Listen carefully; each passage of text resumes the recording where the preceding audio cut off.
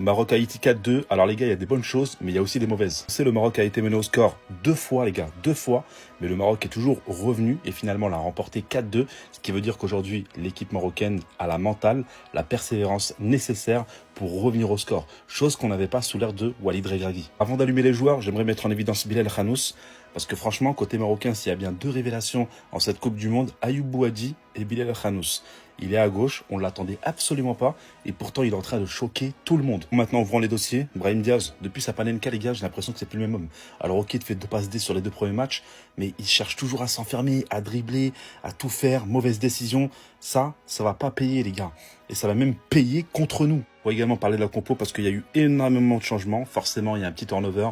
Voilà, on fait souffler les joueurs parce que sous l'ère de Mohamed Ouahabi, les joueurs courent énormément. Voilà, il y a quand même des joueurs comme El Karbi notamment, ou encore peut-être même voir Salahdine, Amrabat, qui m'ont complètement déçu et qui pour moi aujourd'hui sont très très loin du 11 titulaire. Au moins, il y a quand même eu du coaching gagnant, Rahimi qui rentre et qui marque, qui va même faire la passe D à lui aussi, qui est rentré en cours de match et qui a marqué, et qui devient donc Yassine Jessim, le plus jeune joueur marocain de l'histoire en Coupe du Monde. Donc on est qualifié, il n'y a pas de problème, mais attention quand même.